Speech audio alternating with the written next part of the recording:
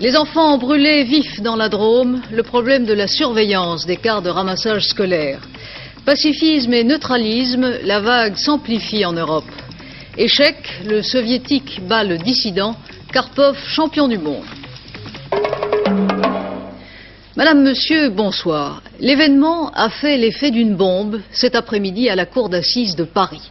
3 semaines après l'ouverture du procès de l'affaire de Breuil, le président de la Cour, Monsieur Giresse, a mis directement en cause un ancien ministre de l'Intérieur et son état-major de la police.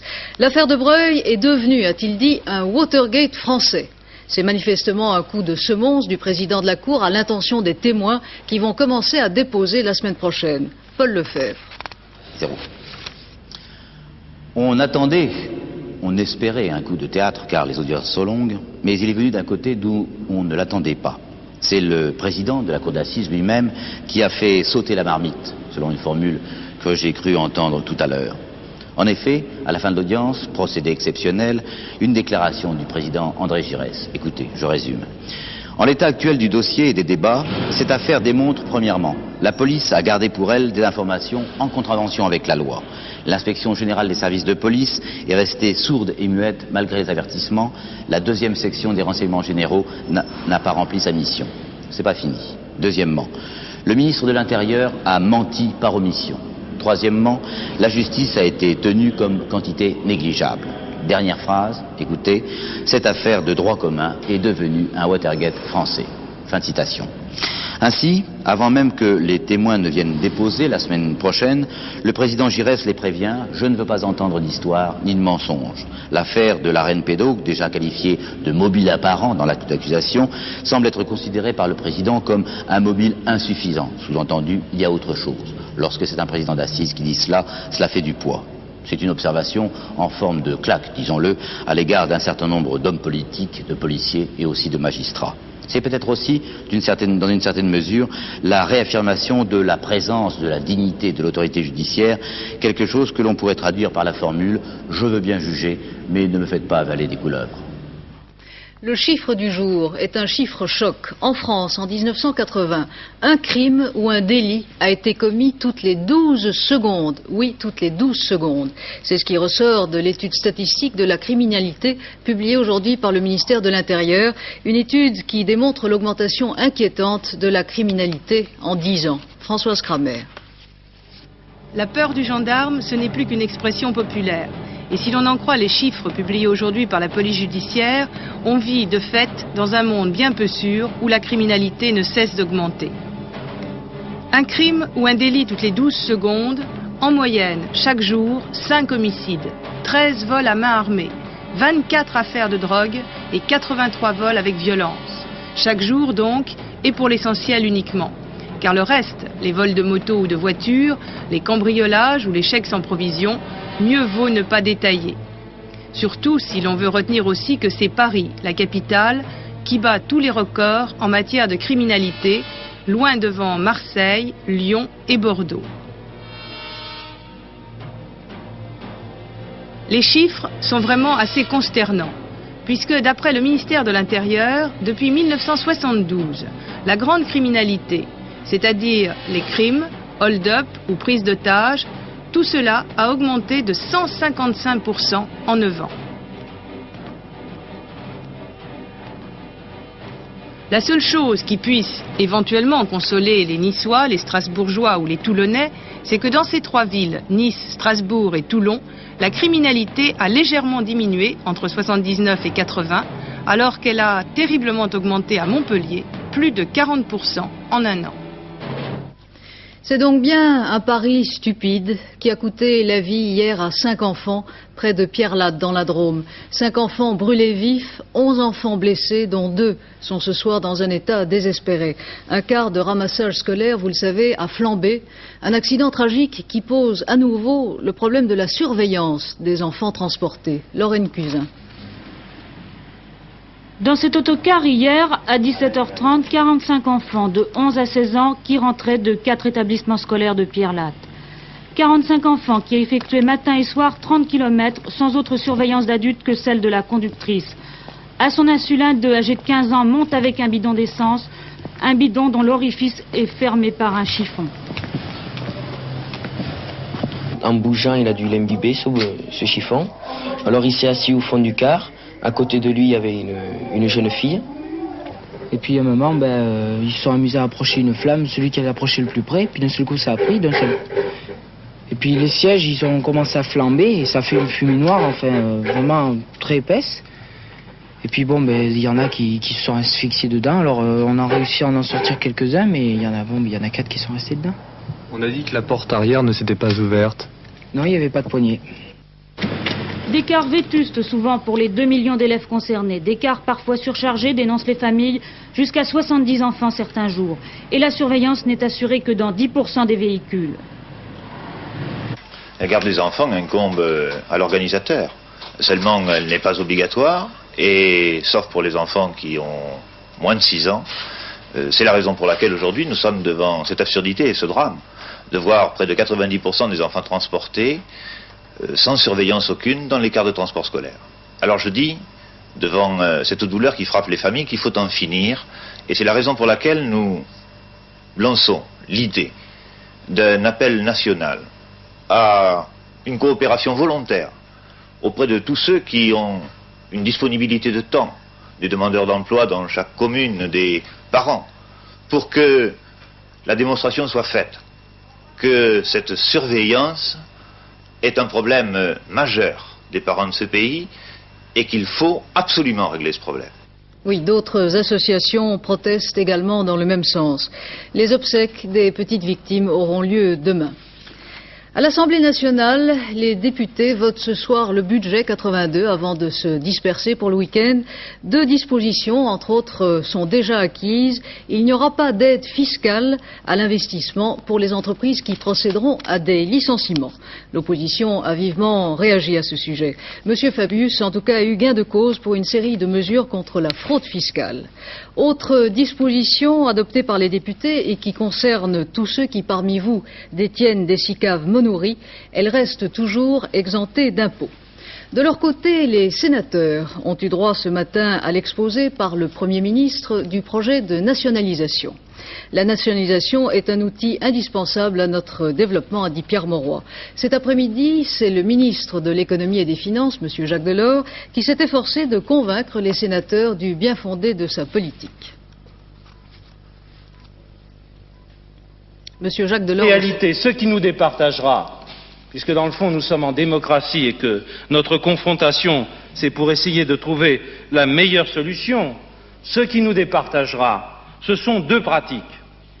Notre pratique à nous, c'est une économie mixte avec une grande transparence, un rôle différent pour l'État, pour le plan et pour le marché.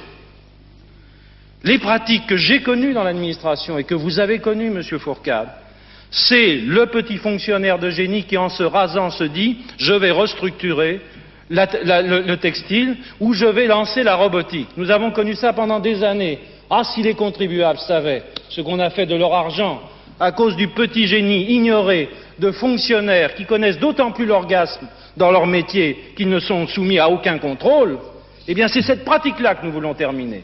Nous voulons que, franchement, des responsables d'entreprises publiques puissent décider, gérer leurs affaires, suivre les orientations du plan dans une parfaite transparence et être ensuite contrôlés par l'Assemblée nationale et par le Sénat. Justement, une mesure nouvelle donc annoncée par M. Delors, il y aura contrôle parlementaire sur l'affectation de l'argent public dans le secteur nationalisé. La nationalisation de plusieurs groupes bancaires et industriels en France intéresse aussi certains pays étrangers, à commencer par la Belgique. L'économie belge est en effet dans certains secteurs touchée en particulier par la nationalisation de Paribas, nous l'avons déjà vu hier. Autre aspect du dossier, l'indemnisation des actionnaires étrangers. Jean-Claude Renaud.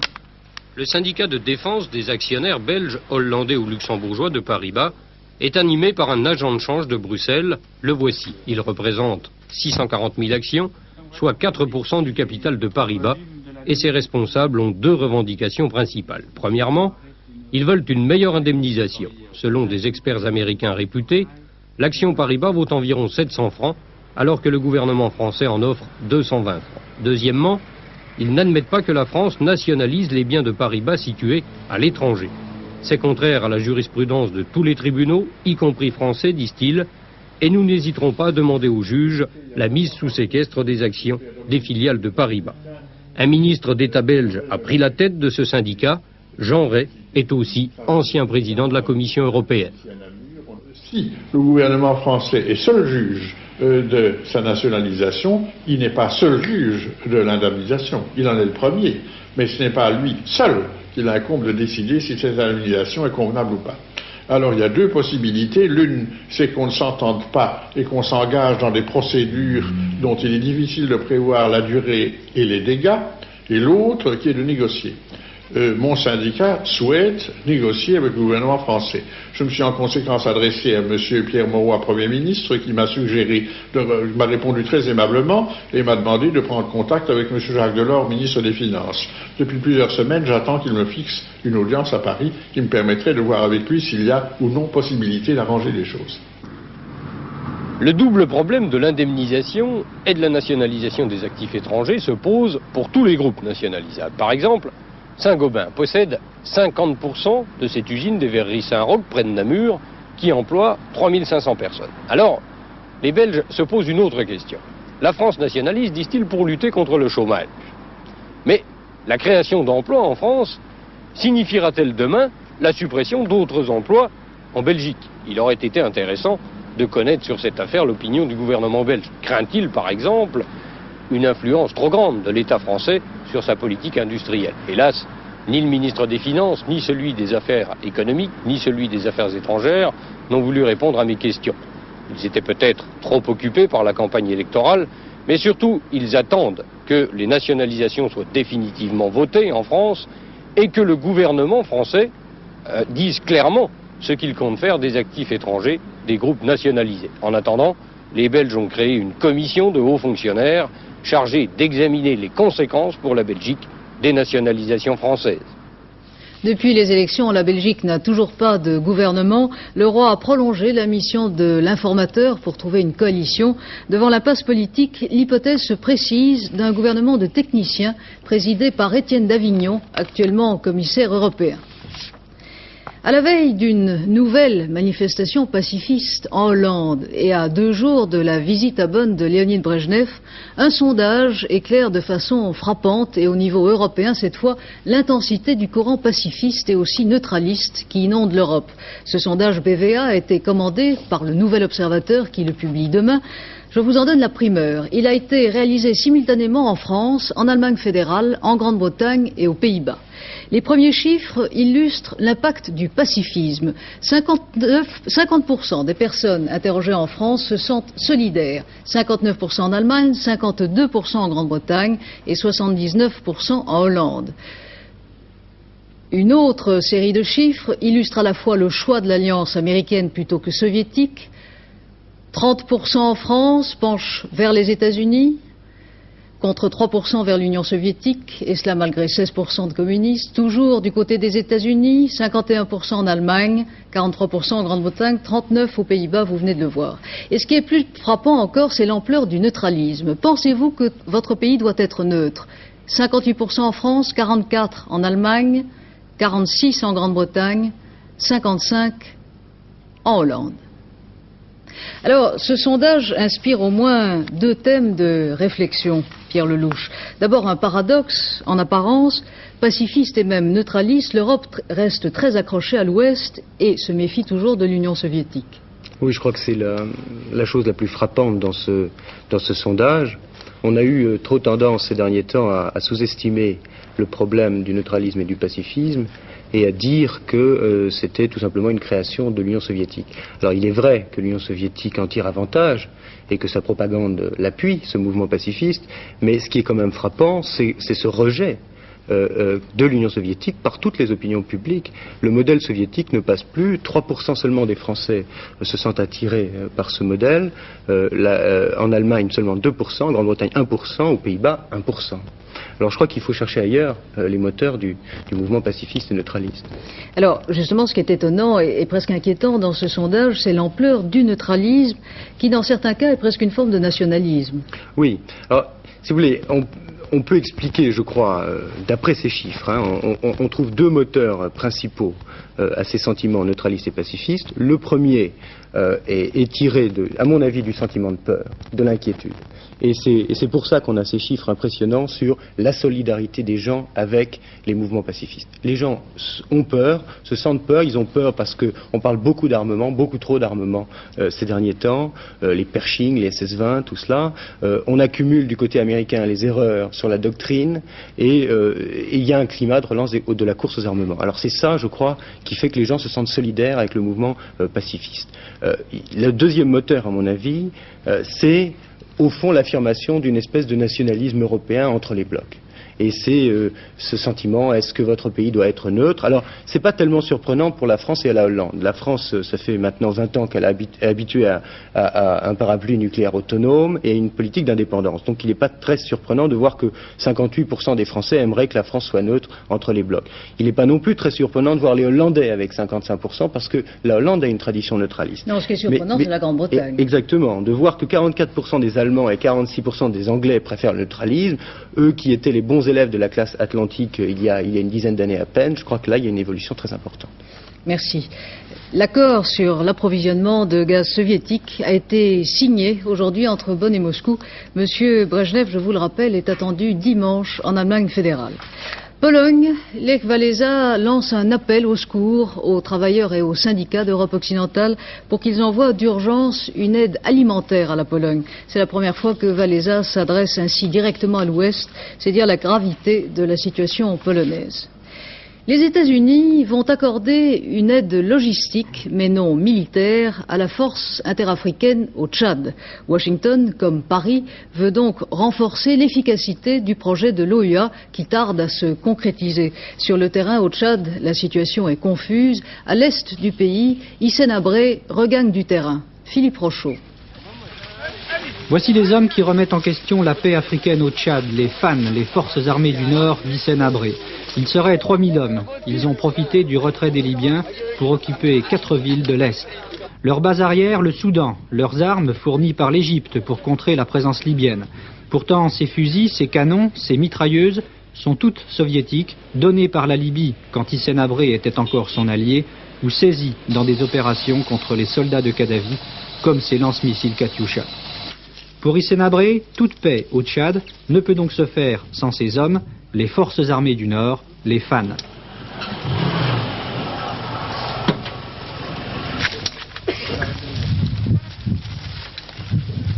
Que ce soit les forces panafricaines, que ce soit les forces de l'ONU, aucune solution au problème tchadien ne pourra intervenir en dehors des FAN, en ignorant jusqu'à l'existence des FAN qui représentent les aspirations légitimes du peuple tchadien.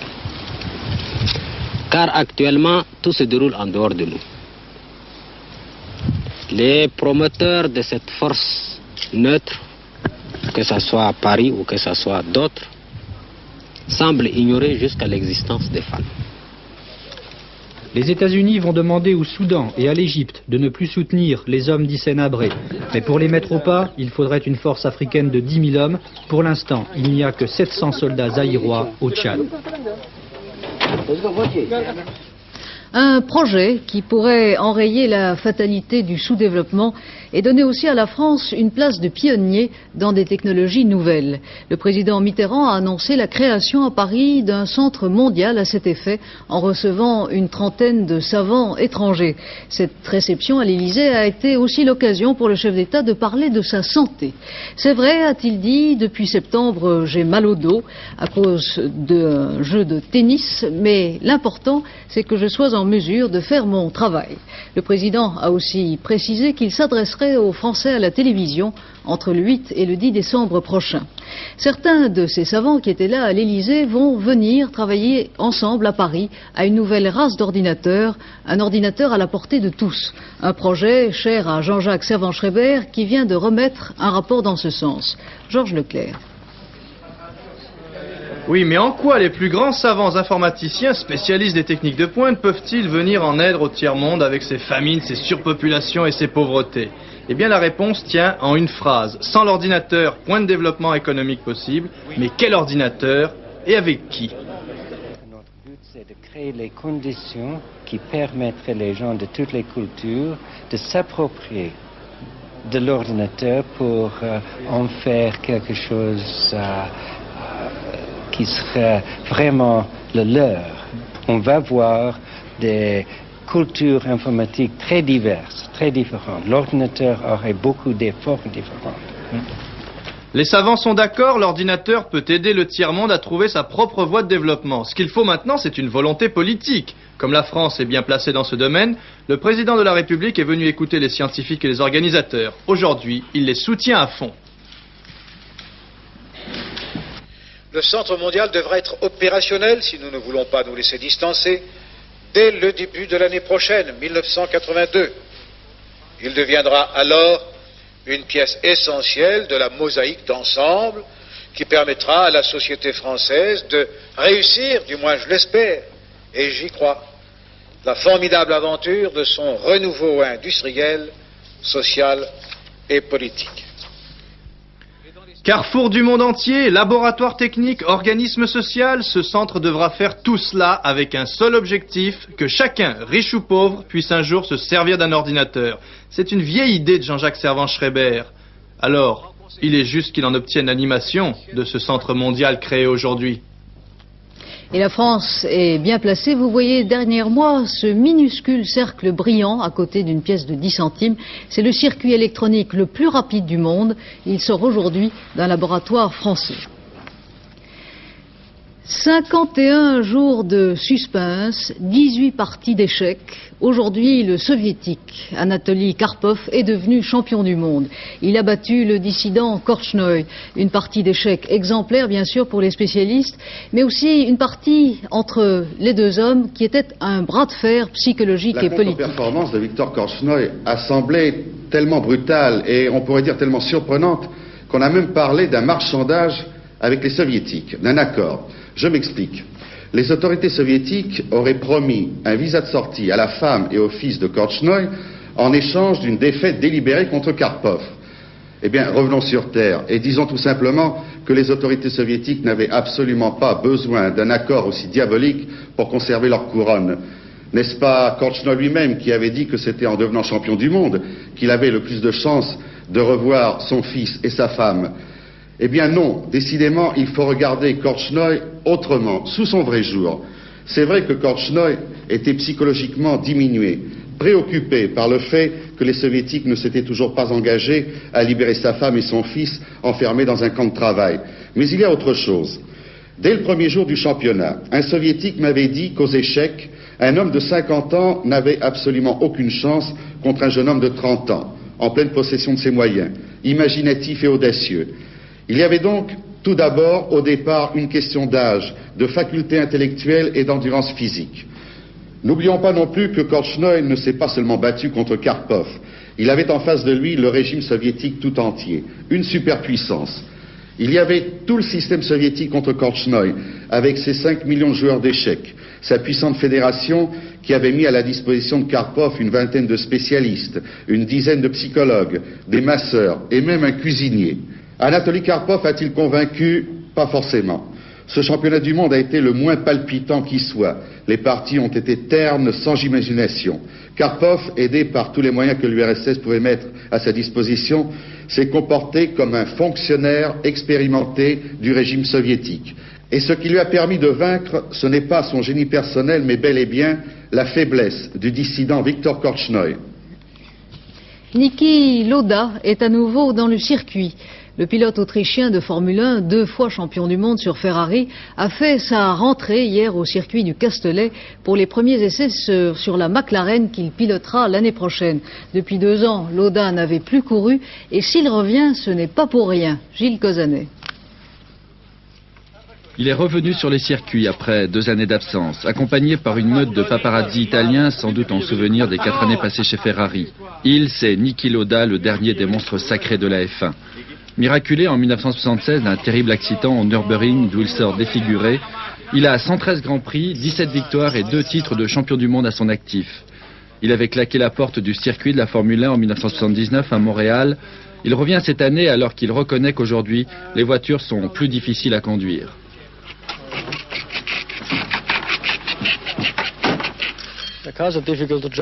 Les voitures sont difficiles à conduire par l'absence presque totale de suspension et je pense que leur évolution actuelle est stupide. Ce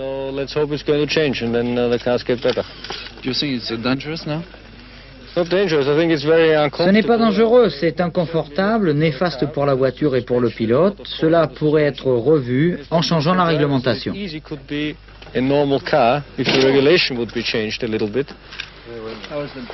Alors, qu'est-ce qui fait recourir l'ODA? Officiellement, c'est parce que la compagnie d'aviation qu'il a créée en Autriche marche très bien et qu'il n'a plus besoin de lui consacrer tout son temps.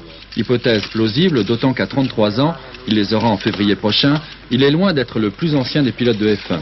Officieusement, un domaine où circulent les bruits les plus divers, on croit savoir que le sponsor de l'écurie McLaren lui aurait fait une offre de 2 millions de dollars. Voici ce que répond l'ODA quand on lui parle de cet argent. Je ne pense pas que l'argent soit une motivation pour faire les choses dangereuses. La seule motivation, c'est d'aimer ça, et si vous êtes bon, l'argent vient avec. Alors, 2 millions de dollars ou pas? L'ODA n'en dira pas plus. Une chose est sûre en tout cas, l'Autrichien sera l'année prochaine l'un des pilotes les mieux payés. Ce qui, après tout, est logique en considération de son palmarès prestigieux. Du côté du sponsor, qui s'est refusé à toute interview, on ne confirme ni n'infirme ce milliard de centimes. Mais s'il l'avait vraiment touché, pourrait-on le lui reprocher? Le temps, Alain Gillot-Pétré, vous arborez une pochette rouge.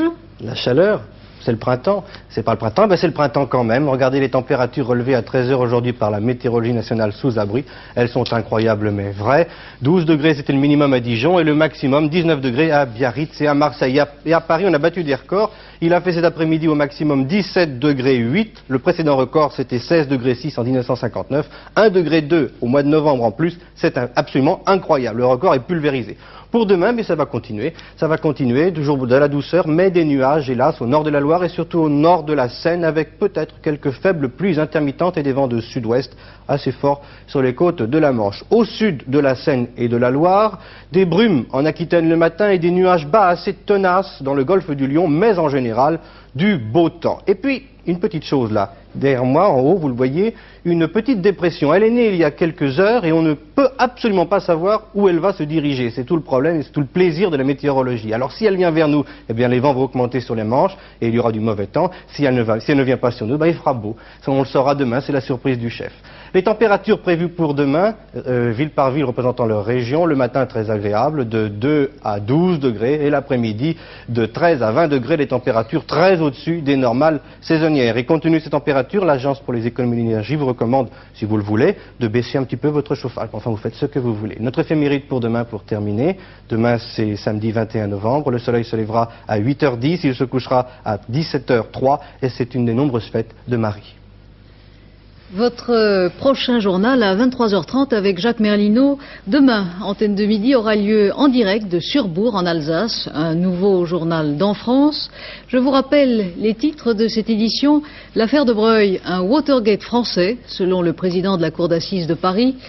Le problème de la surveillance posé par le tragique incendie d'un quart de ramassage scolaire dans la Drôme.